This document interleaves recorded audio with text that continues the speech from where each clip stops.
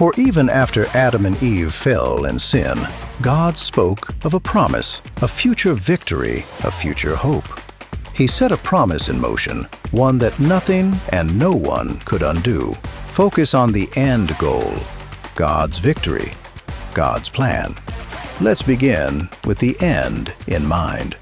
Focus on God's promise, walk in His direction, and step into the future He already prepared. Align in promise. This is our beginning.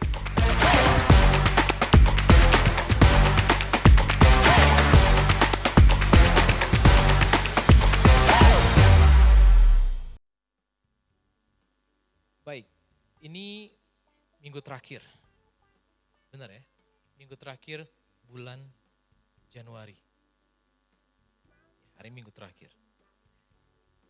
Kita masih di tema yang sama dan saya akan mengakhiri tema ini. Dan kita akan berbicara atau belajar dari cerita Daud. Dan saya percaya bahwa saudara tidak asing dengan cerita ini. Tapi izinkan saya berurusan dengan technical issue di tempat ini. Ya, now done. Tema kita yaitu begins with the end in mind. Jadi kita belajar untuk memulai segala sesuatu itu dengan mindset di akhir. Karena Tuhan kita itu adalah Alfa dan Omega. Dia sudah melihat awal dari akhir dan dia melihat akhir dari awal. Ya, dan kita fokus dalam kitab Kejadian, di mana di kitab Kejadian ada banyak hal yang pertama kali disebutkan, first mention, ya, first mention, seperti pembunuhan terjadi pertama kali, Kain dan Abel, ya, dan kemudian pertama kali dikatakan mandul itu waktu Sarah, ya, cerita Sarah dan Abraham. Walaupun Tuhan udah bilang bahwa beranak cuculah dan bertambah banyaklah. Jadi ada banyak hal yang disebutkan dalam kitab Kejadian pertama kali, ya. Dan waktu manusia jatuh dalam dosa, sepertinya Tuhan itu sepertinya kalah.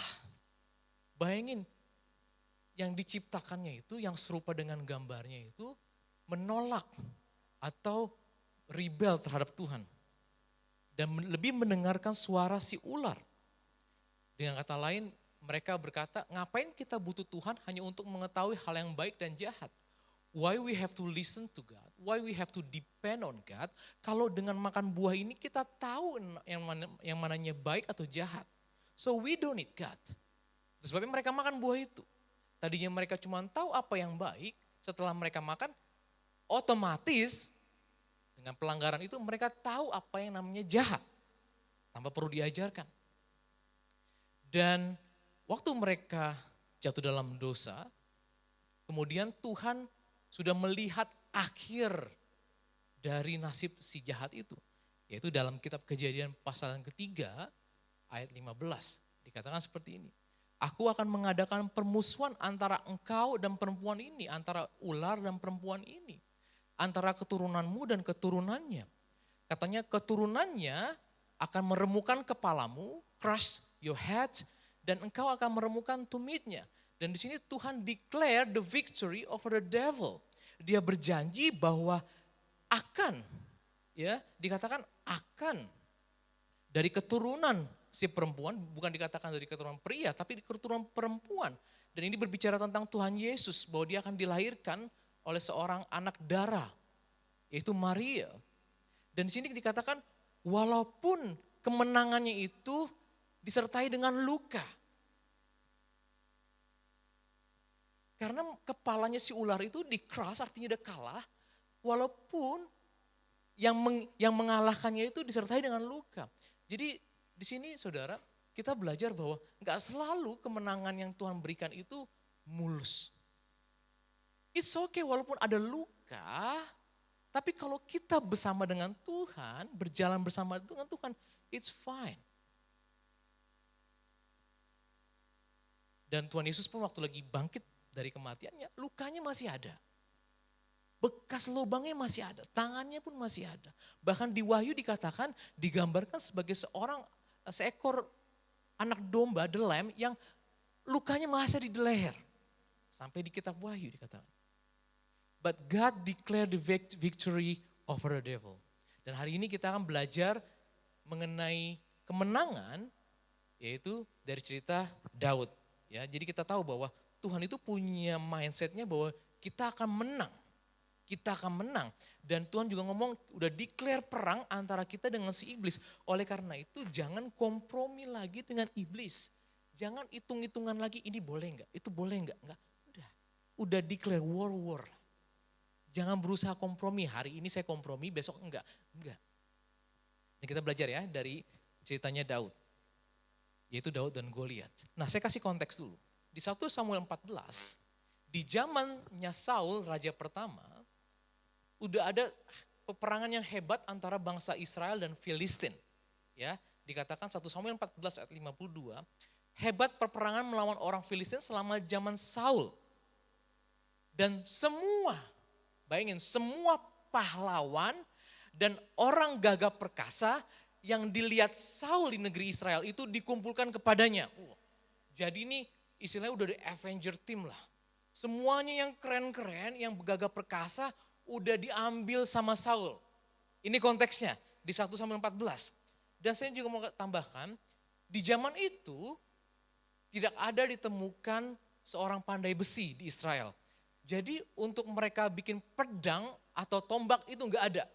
Mereka harus membuatnya di bangsa Filistin.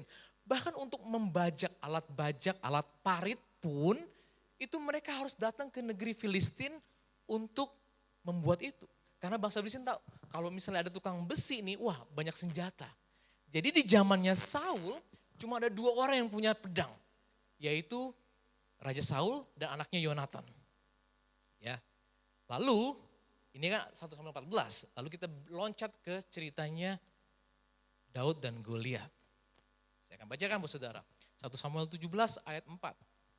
Lalu tampillah keluar seorang pendekar, bahasa Inggrisnya champion, dari tentara orang Filistin. Namanya Goliat dari Gat. Tingginya 6 hasta sejengkal, sudah hitung kurang lebih 2,9 meter, udah hampir 3. Ketopong tembaga ada di kepalanya.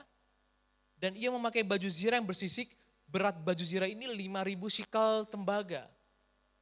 Dia memakai penutup kaki dari tembaga dan di bahunya ia memanggul lembing tembaga. Kurang lebih gini lah, dia punya full protection. Senjata apapun gak bisa nembus. Ya, karena dia juga tinggi. Gagang tombaknya seperti pesa tukang tenun dan mata tombaknya itu 600 shikal besi beratnya. Dan seorang pembawa perisai berjalan di depannya. Bayangin, dia punya senjata lengkap, tapi lawannya bangsa Israel itu enggak punya pedang atau tombak.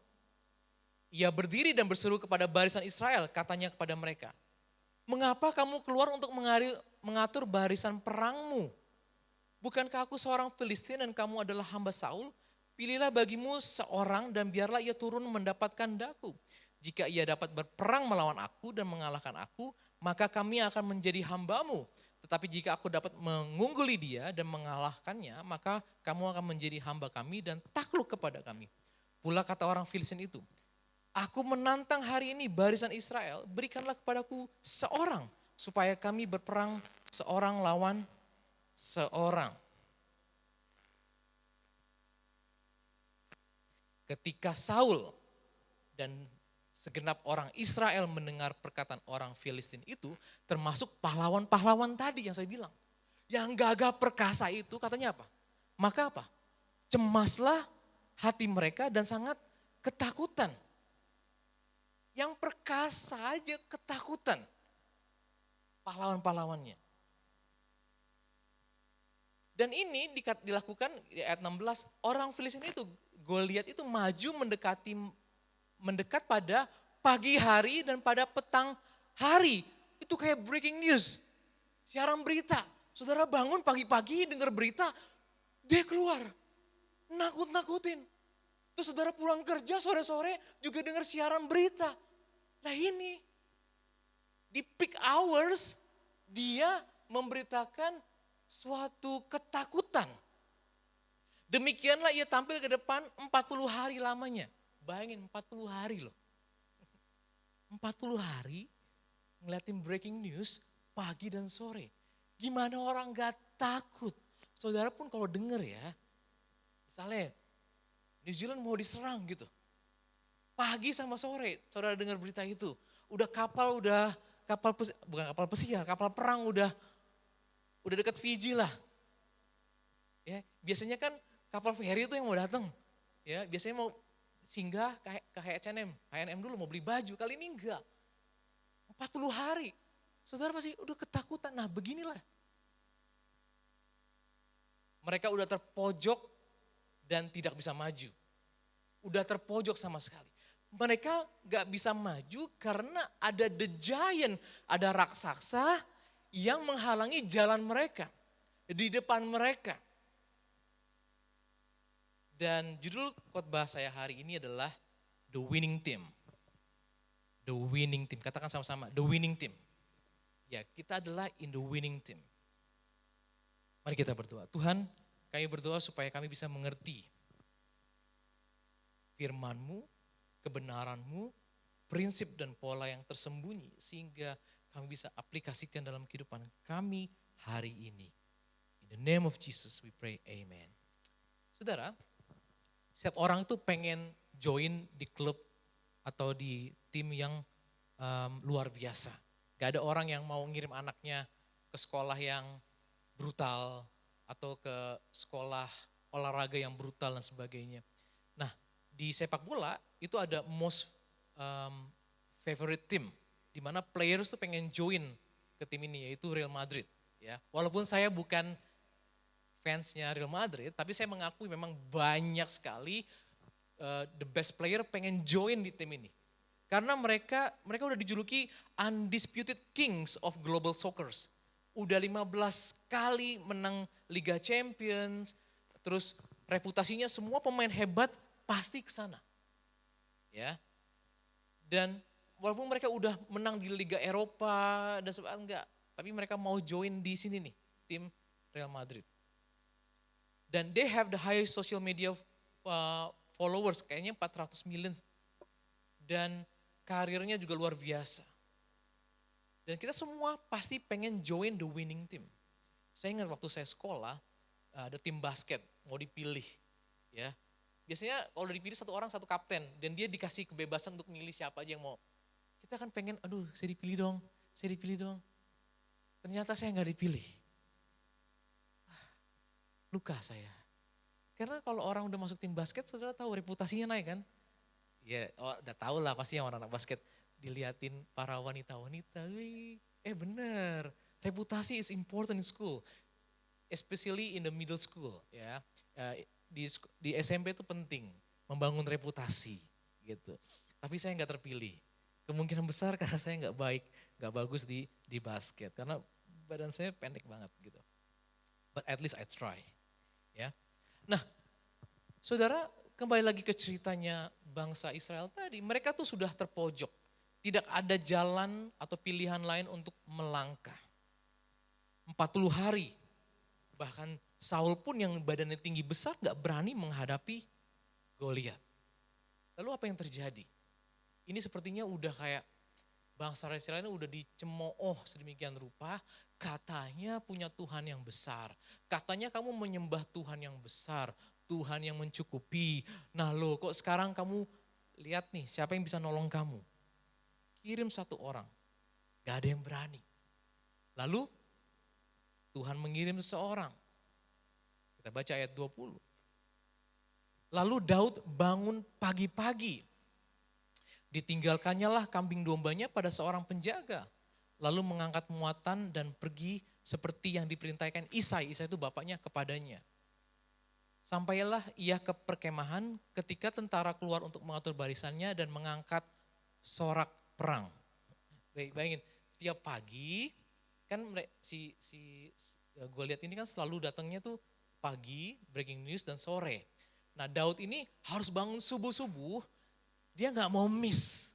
Dia bangun pagi-pagi. Entah kenapa Daud ini tuh kok kayak on fire gitu ya. Bangun pagi-pagi, lalu dia jadi kurir, tahu kurir ya, yang mengantarkan barang-barang. Dan dikatakan bangsa Israel itu udah mengatur barisan udah melakukan haka. Kamate, kamate, ho, kamate, kamate, ho. Udah begitulah kurang lebih. Karena udah mengangkat seorang perang. Ya, orang Israel dan orang Filistin mengatur barisannya. Barisannya berhadapan dengan barisan. Lalu Daud menurunkan barang-barangnya dan meninggalkannya di tangan penjaga barang-barang tentara. Berlari-larilah Daud ke tempat barisan. Sesampai di sana bertanyalah ia kepada kakak-kakaknya, apakah mereka selamat. Lalu ayat 23, sedang ia berbicara dengan mereka, tampillah maju pendekar itu namanya Goliat, orang Filistin dari Gad, dari barisan orang Filistin.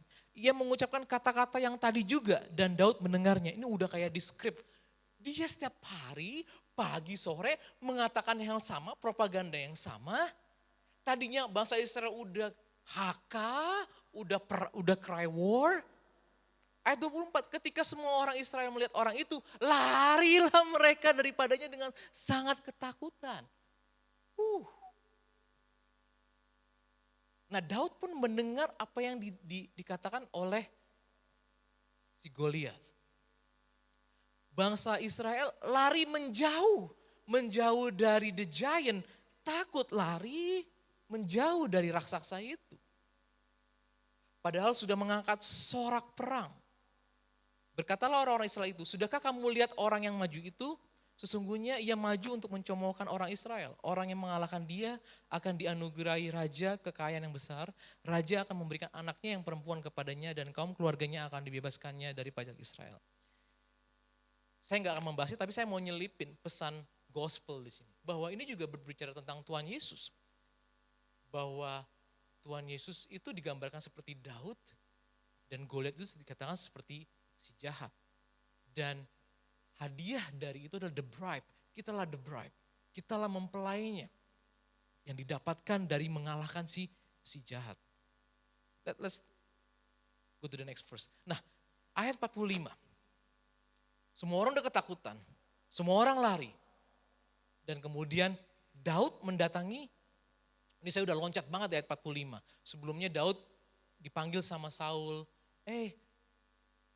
kamu nggak mungkin mengalahkan si Goliat. Karena sejak mudanya dia udah bertarung, kamu ini siapa? Daud pun dikecilkan sama Saul, nggak mungkin, ada kata impossible. Tapi Daud setelah dia diurapi, dia on fire. Dan dia bilang sama Saul, Tuhan yang sama membebaskan aku dari cengkeraman singa dan beruang. Dan Tuhan yang sama akan melepaskan aku dari tangan raksasa ini. Aku akan mengalahkannya. Dan kemudian Saul bilang, ya udah, kalau gitu ini pakai baju saya, pakai jubah saya, ketopong saya, pedang saya. In case kalau kamu menang, ada nama saya di situ. Sehingga saya nitip, kamu gak bisa fully get the credit. Paling tidak ada kan, karena ada baju saya di situ kamu menang. Padahal tadinya dia juga gak percaya sama Daud. Tapi karena dilihat imannya Daud, dia teringat. Waktu dia belum ditolak sama Tuhan, dia pun berani mengalahkan orang Filistin. Tapi kali ini dia takut karena Tuhan sudah meninggalkan Saul. Ya, dan di ayat 45 akhirnya dia datang ke raksasa ini dan Daud membuat declaration. Nah ini this is important. Sebelum dia berhadapan satu lawan satu secara fisik, dengan kenyataannya dia declare something yang harus kita pelajari. Tetapi Daud berkata kepada orang Filistin itu, engkau mendatangi aku dengan pedang dan tombak dan lembing. Tetapi aku mendatangi engkau dengan nama Tuhan semesta alam, Allah segala barisan Israel yang kau tantang itu. Walaupun kami gak punya pedang dan tombak, walaupun kau boykot kita gak memiliki itu, tapi saya datang dengan nama Tuhan. Dan dia declare juga, hari ini juga Tuhan akan menyerahkan engkau ke dalam tanganku dan aku akan mengalahkan engkau dan memenggal kepalamu dari tubuhmu. Hari ini juga aku akan memberikan mayatmu dan mayat tentara orang Filistin kepada burung-burung di udara dan kepada binatang-binatang liar supaya seluruh bumi tahu bahwa Israel mempunyai Allah. Pada hari ini juga tubuhmu nggak akan dikenali lagi. Karena kepalamu akan dipisahkan. Orang bertanya yang belum pernah kenal kamu, itu tubuh siapa? The giant must be down. Saya nggak tahu giant apa yang saudara sedang hadapi hari ini. But we have the same pattern. Bangsa Israel, tentara Israel, dari tadi ngomongin, sudahkah kau dengar? Tahu nggak gue lihat? They just talk about their situation. Now let me say this to you. Stop talking about your giant, start speaking to your giant. Berhenti ngomongin tentang situasi saudara. Berhenti ngomongin tentang giant. Tentang mountain. Now start speaking to your giant. Itu yang dilakukan sama Daud. Daud gak membicarakan situasinya dia lagi. Dia gak membicarakan tentang Daud. But he facing the giant. And he speaking to giant. Jesus speak to the storm. Ya, Tuhan Yesus itu ngomong sama storm, sama badai. Dia gak ngomongin, badainya gede banget. Enggak kan? Ya, saya coba berusaha menjadi lembut gitu loh. Ya. But Jesus not talking about the situation. Amin saudara? Oh, saudara miss that amen. Amin saudara? Nah, David speak to the Goliath. He's not talking about the Goliath anymore. Now stop talking about your situations. Speak to your situations in Jesus' name. Katakan kepada giant saudara. Karena bangsa Israel udah stuck sama sekali. Mereka punya ngomongin, tahu gak nih, setiap hari 2 kali sehari kita ngomongin tentang giant terus. Ayat 47. Dan supaya segenap jemaah ini tahu bahwa Tuhan menyelamatkan bukan dengan pedang dan bukan dengan lembing. Walaupun kita punya resource-nya lebih kecil daripada lawan kita, karena kita kadang-kadang berpikir untuk mengalahkan masalah, maka kita harus punya resource yang lebih besar daripada masalah yang kita hadapi. Itu pikiran kita secara normal. Iya, kita harus punya modal yang lebih besar daripada masalah yang kita hadapi untuk mengalahkan masalah yang kita hadapi. Tapi di sini Daud berkata, no, bukan dengan pedang dan bukan dengan lembing, sebab di tangan Tuhanlah pertempuran dan ia pun menyerahkan kamu ke dalam tangan kami. Ketika orang Filistin itu bergerak maju untuk menemui Daud, maka segeralah Daud berlari ke barisan musuh untuk menemui orang Filistin itu. Tadi tentaranya didatangin, kalau Goliatnya berdiri, kemudian mau mendekati, semua pada kabur. Nah ini dia mendekati, lari. Daud bukan melari tapi dekati. Dia run towards the giant. Saya mau katakan, run towards your giants. For the battles is the Lord. Hadapi raksasamu, jangan lari, ya, jangan lari menjauh. Saya katakan, jangan. Kita harus berani hadapi raksasa kita. Sooner or later kok. Saudara nggak mau ngadapin hari ini, dia tetap ada. Dia udah 40 hari di situ. Nggak ada berani yang menghadapi. Ya, jangan play victim mode gitu. Jangan mau dikasihani terus. Ya, no. Now start speaking to your situation, apapun itu.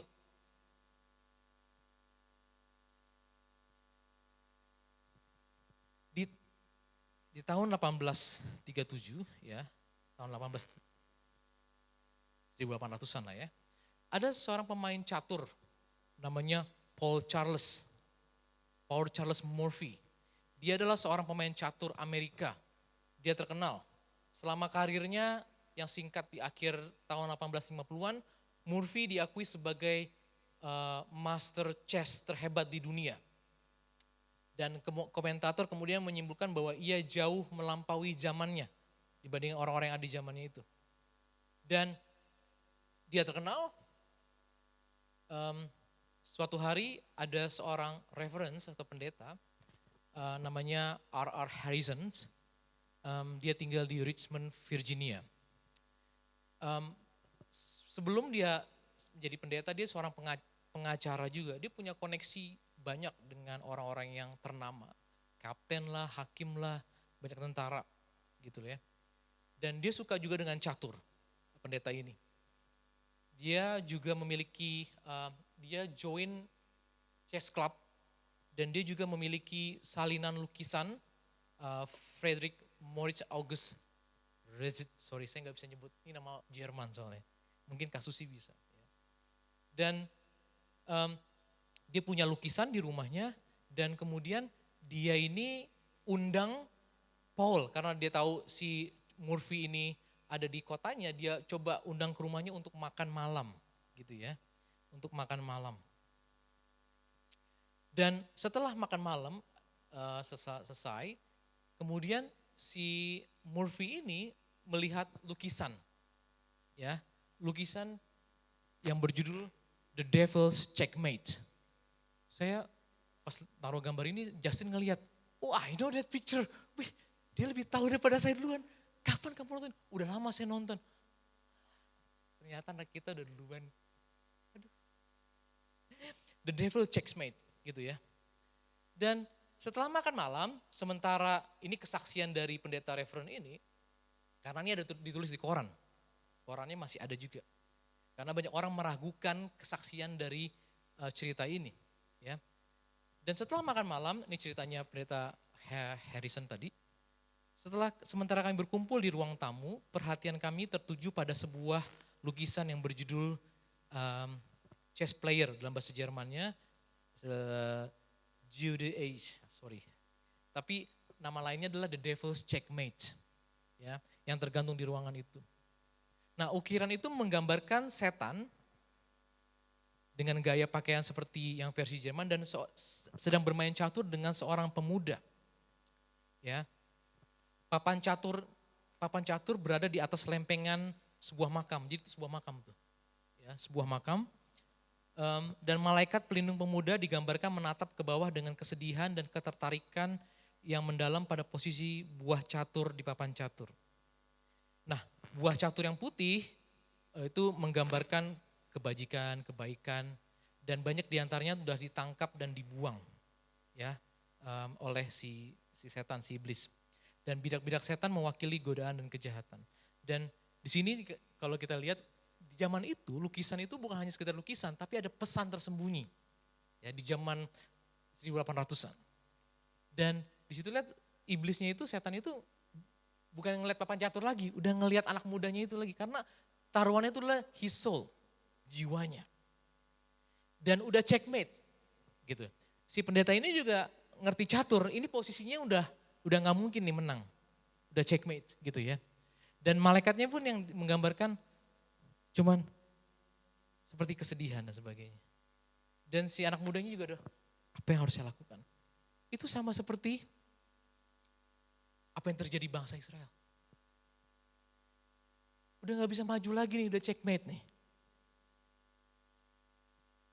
Tapi si Murphy setelah melihat ini, dia ngomong, I think I can play as the young chess player and I can win the game. Pendeta ngomong, gak mungkin, gimana ceritanya? Lalu mereka rekonstruksi tuh papan caturnya. Nah, waktu lagi hadir di makan malam itu bukan dia mereka berdua, tapi juga ada pemain-pemain caturnya yang ada di join the club itu. Lalu mereka nyoba dan setiap pemain yang menantang dia selalu menang. Selalu menang dan selalu menang. Nah, ini cerita originalnya. Kalau saudara selidiki lagi tentang lukisan ini, ada banyak cerita berikutnya. Ini sebelum tahun 99, ini udah dijual private lukisannya. Ini dipajang di Museum Louvre di Paris. Ya. Dan di situ katanya ada atlet juga yang lagi berkunjung melihat lukisan ini. Dikatakan, ini entah judulnya harus dirubah, ya, karena title-nya dibilang Devil Checkmate. Enggak, aku bisa tahu, aku bisa menang juga. Ini harus dirubah nih judulnya, atau lukisannya harus dirubah. Pilih mana? Kenapa? Karena jawabannya adalah because the king still has one more move. Walaupun dibilang checkmate, the king still has one more move. Mungkin saudara di posisi di mana saudara tersudut. Gak ada mungkin lagi jalan keluar. Sama seperti bangsa Israel keluar dari Mesir. Mereka udah keluar dari 10 tulah, mereka udah keluar, mereka lari. Dan mereka di belakang dikejar sama the big giant juga, army Firaun, dan di depannya ini ada laut. Checkmate, you cannot move. It's the end. But if we are with God, kalau kita bersama dengan Tuhan, the king still has one more move. Ayo katakan sama-sama, the king. Apapun situasi saudara yang saudara alami, checkmate pun, the king still has one more. Waktu Yesus disalib, iblis mungkin, wah, dia mati. But they don't know, the King of Kings still has one more move. Bahkan the death cannot hold him. Untuk 3 hari mereka berusaha untuk menahan. No. The king still has one more move.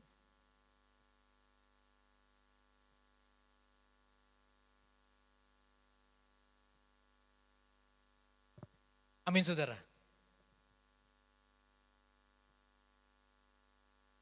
Oke. Jadi bukan mereka aja yang mengalami checkmate. Kita pun bisa mengalami checkmate. Suara siapa yang saudara dengar? Who told you? Who told you that you are checkmate? Siapa yang saudara dengar? Tapi saya, but me, I still believe. My King of Kings says, I still have one more move. Kita baca Markus 11 ayat 22. Yesus menjawab, mereka. Ini ada cerita tentang Tuhan Yesus mengutuk pohon ara. Ya, sehari sebelumnya pohon ara itu dikutuk. Kering sampai akar-akarnya. Kata kering itu udah gak dikenali lagi. Itu pohon apa? Karena saudara bisa mengenal suatu pohon entah dari buahnya atau dari daunnya. Kayak pisang, oh itu pohon pisang. Nah ini kalau udah kering, saudara dia gak dikenal lagi, gak akan pernah diingat lagi. Yes. Itu harus terjadi kepada giant kita. Kepada sesuatu yang terlihat di depan kita. Tuhan Yesus ngomong apa? When you face your mountain, gunung itu kan berbicara sesuatu yang besar yang menghalangi kita. Sama seperti giant tadi gue lihat menghalangi. Zaman kita sekarang ada teknologi, ada gunung, dibor aja, bener gak? Dibor. Kayak Littleton tuh, kita bisa nembus. Nah zaman mereka harus mendaki jauh sekali. Hanya untuk pergi ke the other side. Tapi Tuhan Yesus mengatakan, aku berkata kepadamu, setelah percaya kepada Allah, barang siapa berkata, declare, use your mouth. Use the word. Sesungguhnya barang siapa berkata, bukan berpikir.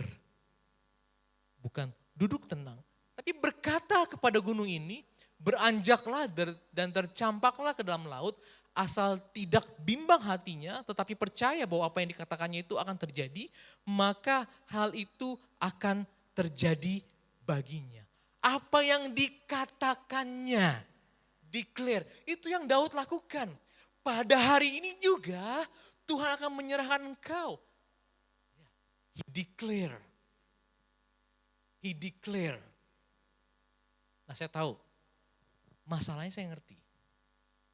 Di sini kalau kita baca ayatnya ada cuma satu problem sebenarnya.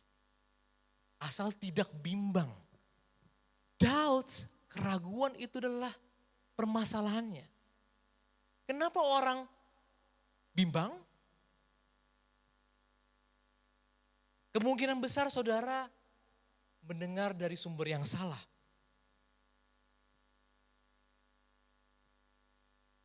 Dan Tuhan juga nyebutin, kalau kamu mau berdoa katanya, percayalah bahwa kamu menerimanya, maka hal itu akan diberikan kepadamu. Dan jika kamu berdiri untuk berdoa, ampunilah dahulu sekiranya ada barang sesuatu dalam hatimu. Dia juga mengerti. Kadang-kadang orang itu gak yakin dalam berdoa karena ada kesalahan. Oleh karena itu dibilang, forgive. Forgive others, juga kamu juga minta maaf. Minta ampun sama Tuhan. Karena ini masalah the position. The position, saya ngomong minggu lalu. Kalau saudara nonton bola basket, ya lagi bertanding nih. Ada yang namanya Stephen Curry. Dia tuh build differently pokoknya. Dia tuh memang diciptakan untuk lempar pokoknya. Dia ditaruh mana aja ya. Mau ditaruh di sini, ditaruh sini, di luar arena, bahkan di tempat pintu masuk pun dia lempar masuk. Itu dia, emang dia build differently menurut saya. Nah, kalau misalnya dia lagi main basket, kemudian dia lagi gak pakai seragam, karena dia gak bertugas.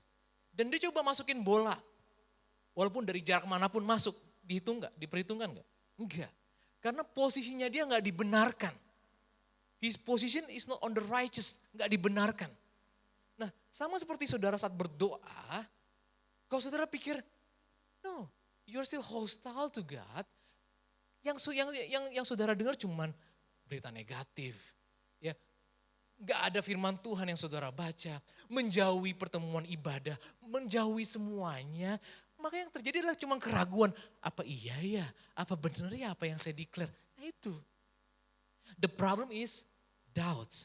Nah dalam bahasa Yunaninya, ragu itu, doubts, yaitu diakrino. Dia itu artinya truly back and forth, krino itu adalah separation. Ya jadi dengan kata lain, doubt, keraguan itu adalah division, divide. Itulah yang iblis lakukan. Di Taman Eden, dia membagi. Dia membuat kebingungan kepada Adam dan Hawa. Dia divide. Bahasa Inggrisnya mungkin ada double minded jadinya. Oh ya, bukankah Tuhan yang berkata seperti ini? Lalu iblis ngomong hal yang lain. Oh ya, jadi kita ragu, double minded. Firman Tuhan katakan kalau kamu double minded kamu gak akan mendapatkan apa-apa. Amin saudara? So what makes you doubt? Ini biasanya sin.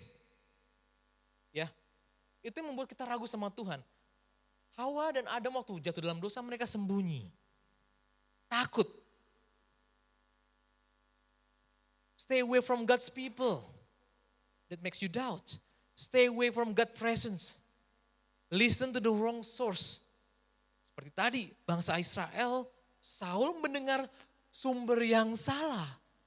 Mereka ragu, apa iya Tuhan masih sama-sama dengan kita?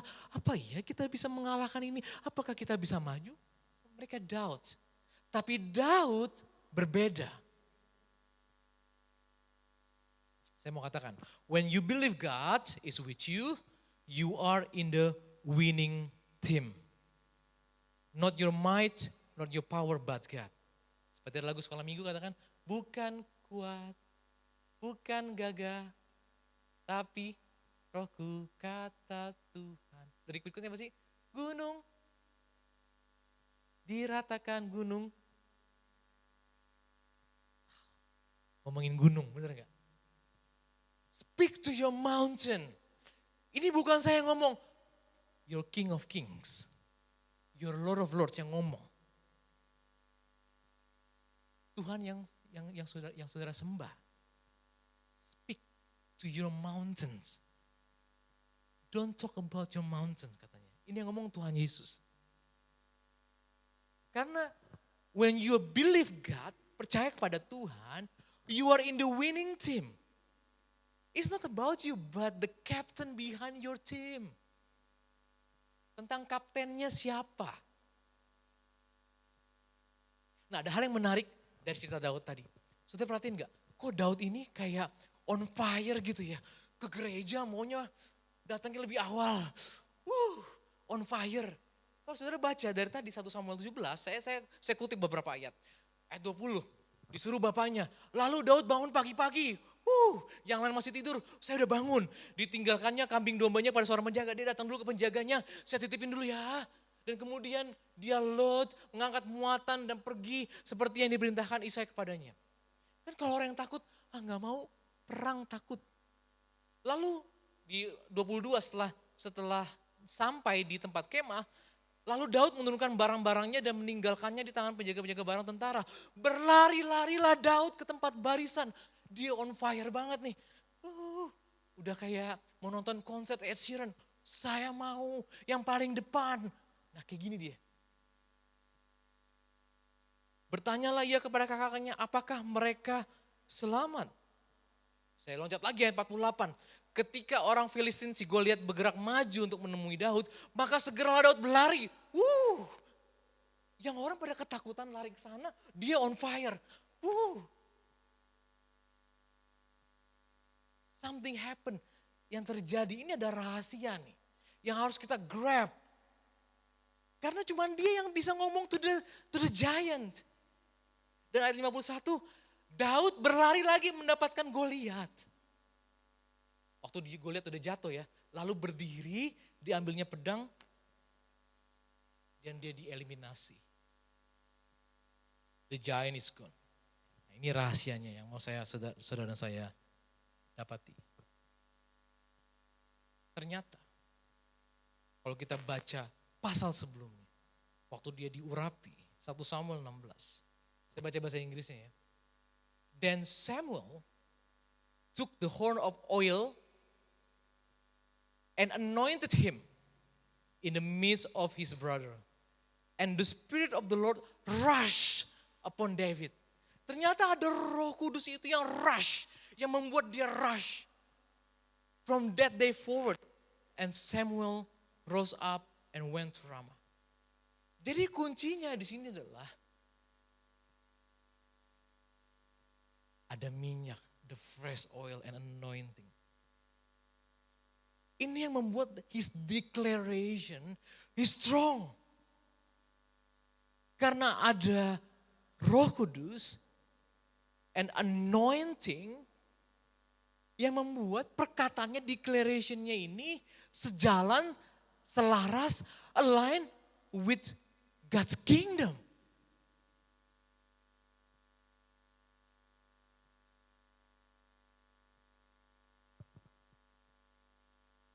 Saya mau katakan, the spiritual victory started with the fresh oil.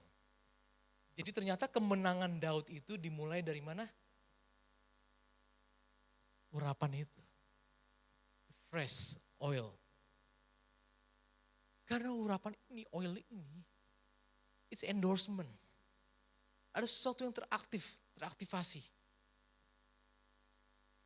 Dan membuat Daud ini menjadi manusia yang lain. Sehingga kok dia gak seperti yang lain. Yang lain kok pada ketakutan. Sepertinya dia halu. Tahu halu ya? Punya dunia lain. Yang lain pada ketakutan, kodinya sendiri yang bisa melihat giant dengan kacamata yang berbeda. Karena the Spirit of God rush upon him. Yang membuat dia on fire. Dia di-endorse oleh Tuhan. Yang membedakan dia dengan orang-orang yang perkasa di antara bangsa Israel. Itu tadi, urapan. Bukankah Tuhan berkata di Mazmur 23, ya, melalui Daud.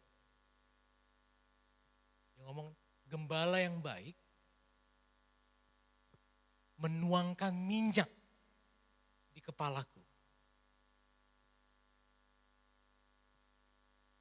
We need fresh oil. Amin. Ini saudara ragu. We need fresh oil.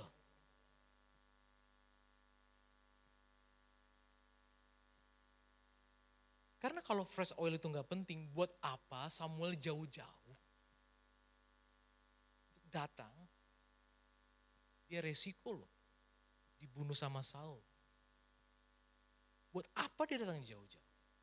Dan dia harus menunggu satu orang lagi yang tadinya disembunyikan.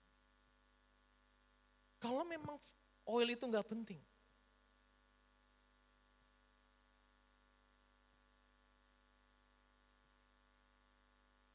Think about it.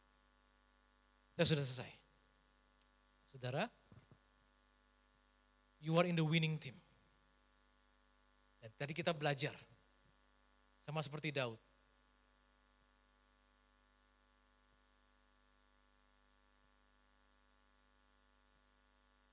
Bahwa situasi yang terpojok, checkmate, mungkin terjadi, sedang terjadi, dan sudah terjadi, dan akan terjadi pada hidup kita.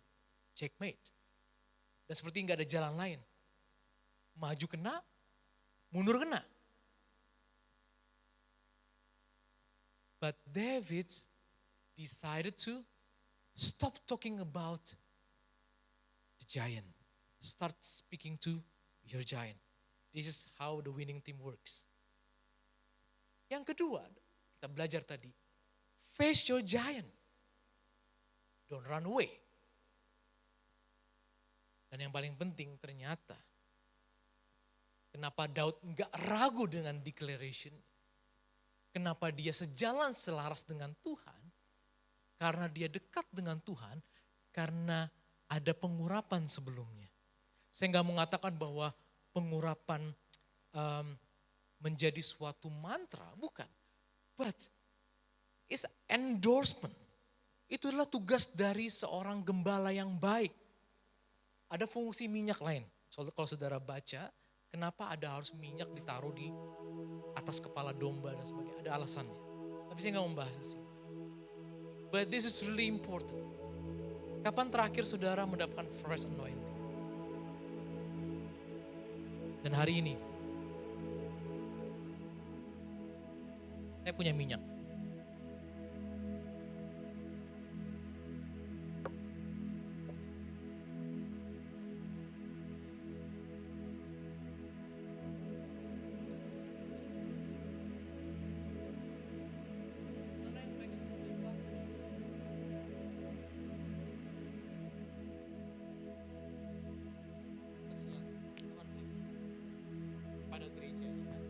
Pada gerejanya, hari ini untuk saudara yang memerlukan fresh oil, seperti saya bilang tadi, kapan terakhir kali saudara